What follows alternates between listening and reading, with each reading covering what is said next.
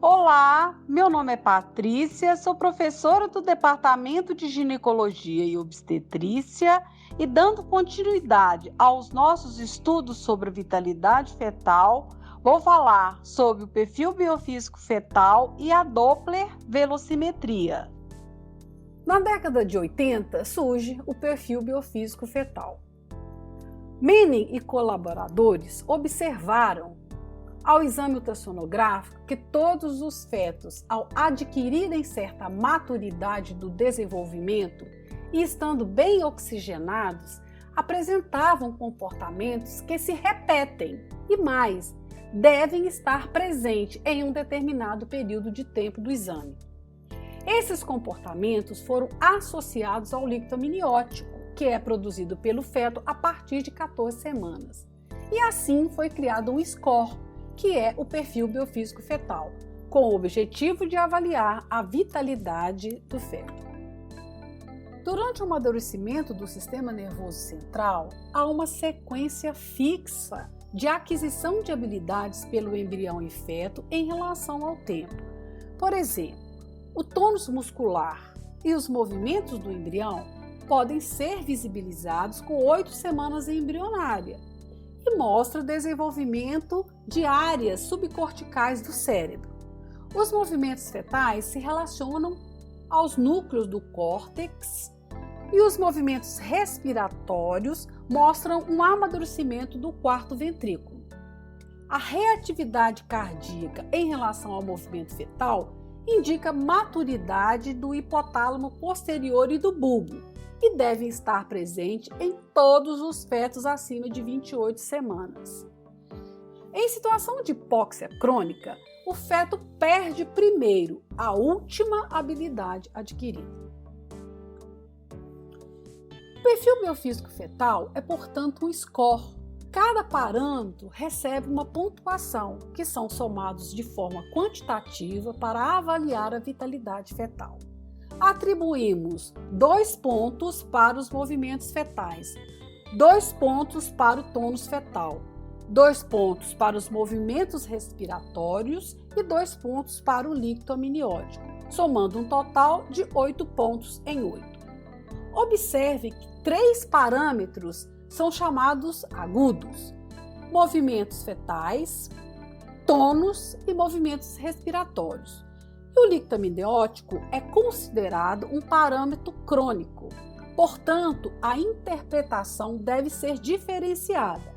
Por exemplo, o jejum prolongado da gestante pode interferir nos movimentos respiratórios e o ciclo do sono fetal pode interferir nos seus movimentos dentro do espaço de tempo de 45 minutos.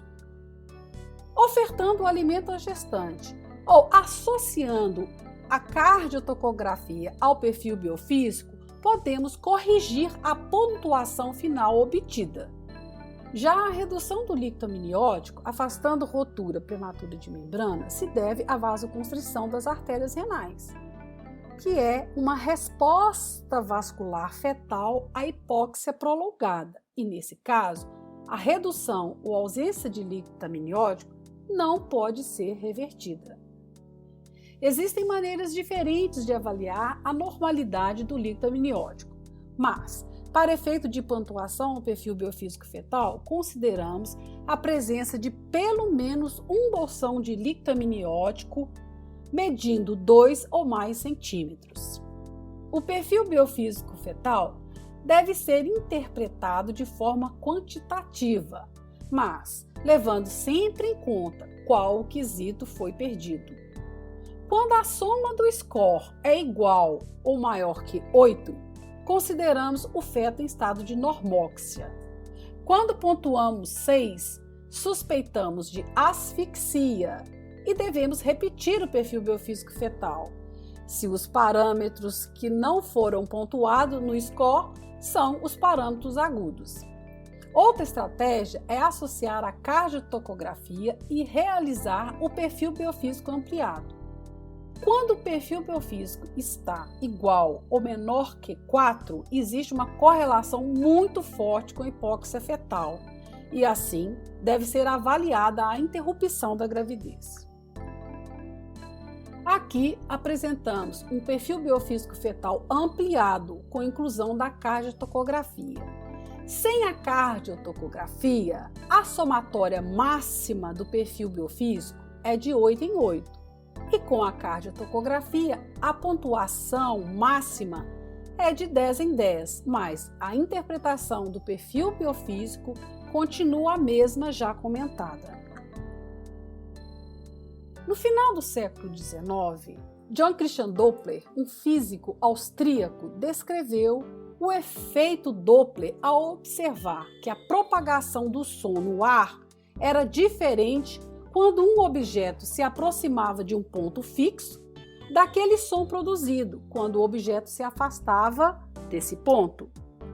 Esse efeito foi introduzido na medicina no ano de 1956 para estudar o fluxo sanguíneo através dos vasos.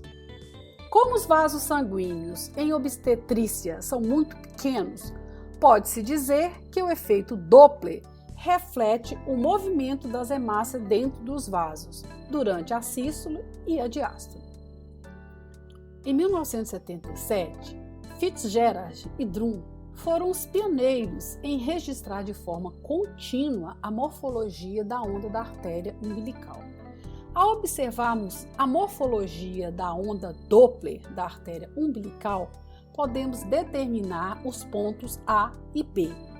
O ponto A corresponde à sístole e o ponto B corresponde à diástole do ciclo cardíaco. Ao longo da gravidez, a artéria umbilical vai perdendo a resistência ao fluxo sanguíneo, e esse fato faz com que a diástole se torne cada vez mais cheia, para que mais sangue chegue à circulação fetal. Portanto, aqui também há uma idade gestacional adequada para indicar o estudo do Doppler fetal. Com o surgimento do Doppler colorido, tornou-se mais fácil localizar um vaso sanguíneo e insonar esse vaso, e assim exibir sua morfologia de onda. A figura mostra um cordão umbilical onde foi utilizado o Doppler colorido, e por convenção, a cor vermelha no vaso indica o sangue arterial, aquele que se aproxima do transdutor, e a cor azulada, o sangue venoso, aquele que se afasta do transdutor. Na figura apresentada, observamos a sístole, a diástole da artéria umbilical e abaixo a veia umbilical. O Doppler da artéria umbilical pode ser avaliado de forma subjetiva, ou seja, se a diástole está cheia, significa que não há resistência arterial ao fluxo sanguíneo que vai ser oxigenado na placenta. Mas, se a diástole está diminuída, significa uma resistência aumentada e baixa oxigenação no tecido placentário. A onda do Doppler pode ainda ser avaliada de forma quantitativa, utilizando os cálculos dos índices de resistência e pulsatilidades, a relação AB do vaso insonado. Vários foram os vasos fetais insonados em obstetrícia para análise do comportamento do fluxo sanguíneo, por exemplo, em condições de hipóxia crônica. Notou-se que, em resposta à hipóxia crônica, o feto lança mão do fenômeno de redistribuição do fluxo sanguíneo, privilegiando órgãos nobres como o cérebro, o coração e as suprarrenais. Assim, no cérebro, a artéria cerebral média dilata-se, aumentando o fluxo diastólico. Há também alterações quantitativas nos índices de pulsatilidade e de resistência dessa artéria. Para analisarmos o comportamento dos vasos sanguíneos que refletem a hipóxia crônica, precisamos analisar as mudanças simultâneas que ocorrem na morfologia de dois vasos específicos, que é a artéria umbilical e a artéria cerebral média. Na medida em que a piora da oxigenação placentária, a redução da diástole na artéria umbilical. E quando a diástole está ausente, diástole zero, dizemos que há comprometimento da oxigenação em 90% do leito placentário, Quando há uma diástole reversa, consideramos o feto gravemente comprometido, com grande risco de decesso. A artéria cerebral média mostra um perfil contrário à artéria umbilical diante da hipóxia crônica. Há aumento do fluxo diastólico para preservar a oxigenação cerebral. Chamamos de centralização de fluxo sanguíneo quando encontramos os valores da razão do índice de pulsatilidade da artéria umbilical pela artéria cerebral média igual ou maior que 1. Através do aparelho de ultrassonografia, identificamos com o colo Doppler a artéria umbilical e, em seguida, com o Power Doppler, insonamos a sua onda. Podemos ainda obtermos de forma automática todos os índices Doppler da artéria umbilical. Após ocorrer a centralização do fluxo fetal diante da hipóxia crônica e considerando que já está instalada uma hipóxia cerebral, o fenômeno que se segue é a hipóxia do miocárdio, com insuficiência do lado direito do coração. Esse fenômeno pode ser observado visibilizando o Doppler do ducto venoso e observando as mudanças da morfologia desse vaso. Quando presente a onda A, dizemos que estamos diante de uma insuficiência cardíaca e regurgitação sanguínea no ducto venoso. Relembrando um pouco da circulação fetal intrauterina, o ducto venoso é, na verdade, uma válvula que desvia do fígado o sangue oxigenado que chega pela veia umbilical. O ducto venoso desemboca diretamente na veia cava inferior e grande parte do sangue oxigenado chega ao átrio direito. A quantidade de sangue que passa pelo ducto venoso é variável e depende da necessidade de oxigenação do feto. Na vida pós-natal, ele se torna o ligamento redondo do fígado.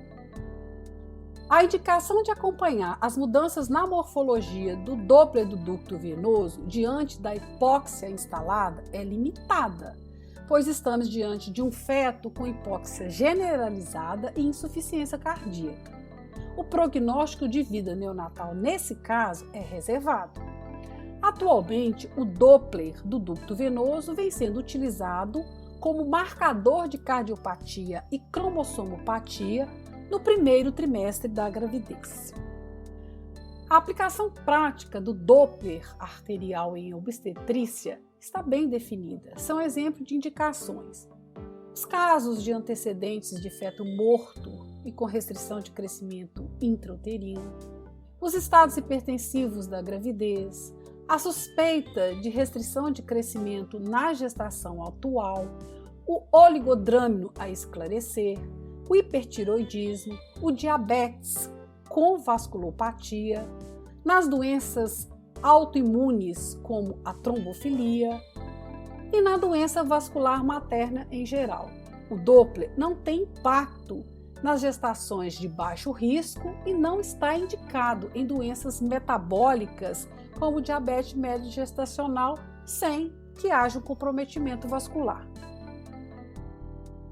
As evidências atuais mostram que o Doppler da artéria umbilical na gestação de risco habitual não reduz a mortalidade perinatal, a prematuridade ou as taxas de cesariana. Essa figura mostra de forma sumária as respostas do feto diante da hipóxia crônica. O primeiro exame a se alterar é o Doppler fetal, a artéria umbilical e a artéria cerebral média. E essa redistribuição sanguínea visa manter a vida intrauterina, ou seja, o perfil biofísico fetal. Caso a hipóxia continue, o perfil se altera e o feto deixa de apresentar reatividade cardíaca aos movimentos corporais. Nessa apresentação, concluímos que há várias formas de avaliar a vitalidade fetal durante a gravidez e que as indicações de cada método são bem precisas. Nosso objetivo maior é proporcionar uma reprodução saudável e reduzir a morbimortalidade fetal e neonatal. Muito obrigada.